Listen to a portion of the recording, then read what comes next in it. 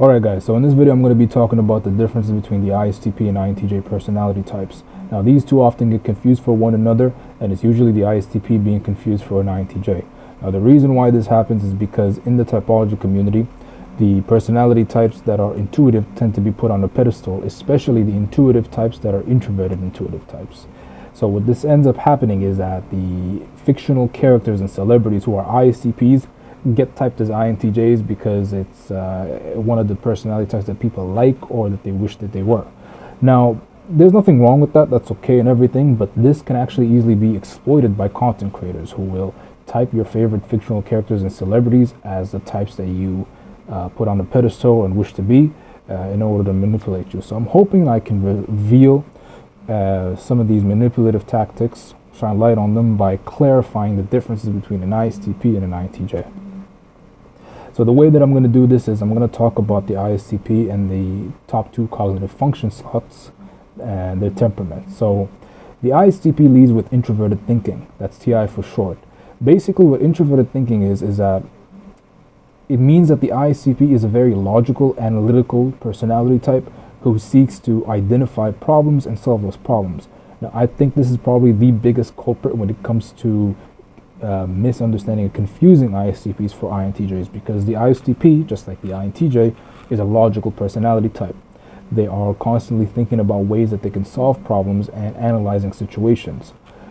Because introverted thinking is in the leading position and it's a decision-making function, this means that the ISTP is actually a very strict, rigid person. They're a personality type that is all about the rules, the hierarchy, the organization, the order, and the structure.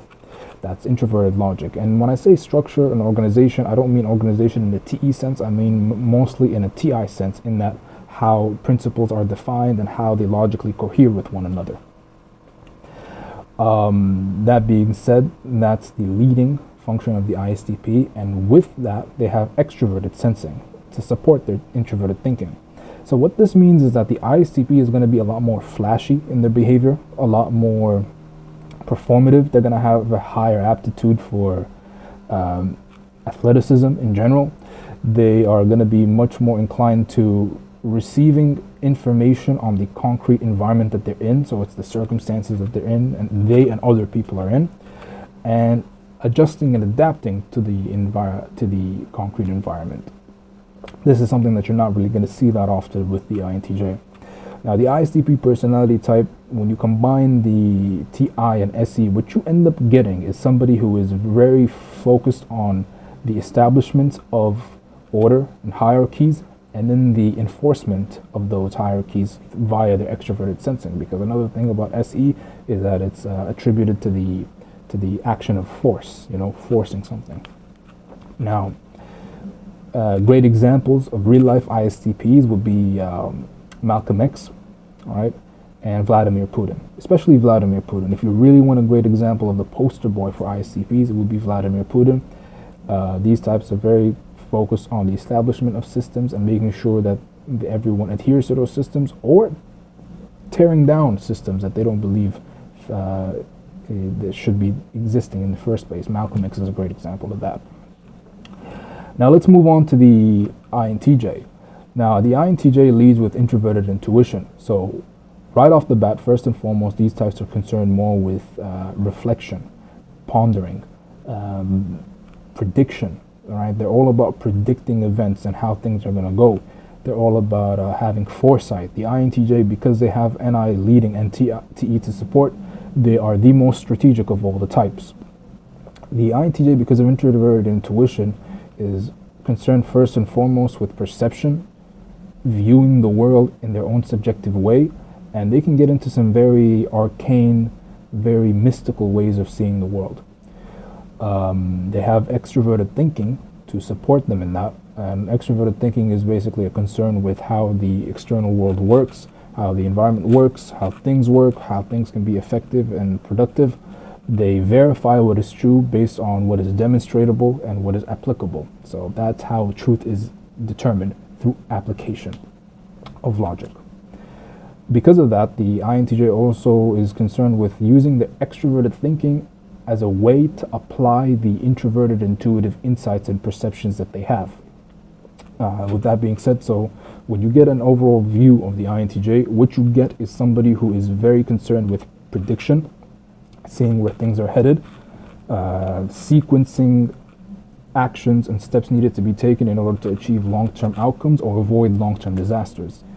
The example of an INTJ in real life would be George Soros. He's a great example of that. So INTJs, you often find them in fields and industries where they're trying to make predictions, whether they be, so if they're in politics, they're trying to make prediction on where the world is headed. If they're in tech, they're trying to make prediction of where the world is headed in terms of tech. So in politics, a great example would be Henry Kissinger. In tech, a great example would be Mark Zuckerberg. Besides that, in finance, like I already mentioned earlier, George Soros, they're always trying to see the direction of where things are headed in their industry, how things will change. They have a very strategic mindset. Unlike the ISTP, who is actually more tactical. In fictional typing, a great example, so from Attack on Titan, Levi is a great example of an ISTP, very tactile, tactical, not a strategic personality type. And Zeke Yeager, Eren Yeager's half-brother, is a great example of an INTJ. Now, if you want to understand the difference between intuitive types and sensing types, Attack on Titan actually demonstrates this pretty well. Let's take, for example, Aaron Smith, who is an ENTJ, Hanji, who is an ENTP, and Armin, who is an INTP. Now, those three types, those three people, they are intuitive types, intuitive thinking specifically, right? What you'll find in the show is that they're the ones who are always talking about the bigger picture sense, right? So they're all confined within the walls. Erwin Smith understood immediately the significance of Eren Yeager's ability to transform to a Titan and what that could mean for humanity within the walls. He understands his significance, the importance, and how this plays into the bigger picture. Armin always is concerned with the bigger picture in terms of human violence and always being at war, and do they need to live this way all the time, and being aware that there's a world outside the walls. Eren as well is like this, but Eren is an exception. He's a sensing type, but thinks about the bigger picture. Eren is an exception to this rule. And then you got Hanji, who's asking bigger picture questions regarding the Titans. How are they made? What is the science behind the Titans? She's a scientist, so she's always experimenting to figure that out. Now, people like Levi and Mikasa, they're not concerned at all with the bigger picture sense of what's happening around them. They're more concerned with the tactical, the everyday, okay, this is what we need to do here today in order to survive, in order to beat the Titans, in order to understand who's on our side, who's against us. And with Levi, of course, is that extroverted sensing sharpness is obviously there with the way he just goes and slices and dices all these Titans and all that. But yeah, even Zeke Yeager as well, he's a great example of a strategic thinker. He's saying in a bigger picture sense that the only way to, he has a plan on the only way to solve the issues of the Titans. Trying to avoid spoilers in case you haven't watched it, but you can tell by his way of thinking, he's constantly projecting into the future, thinking about what can be done, how could it be done. Whereas people like Levi and Mikasa, who are more sensing types, they don't do this. They're instead more concerned with the day-to-day and being highly efficient in the day-to-day. So yeah, I'd really wish that people in the typology community don't put the intuitive types on a pedestal, because the sensing types are just as cool. And yeah, but if you like this video, make sure you like, share, subscribe, and peace out.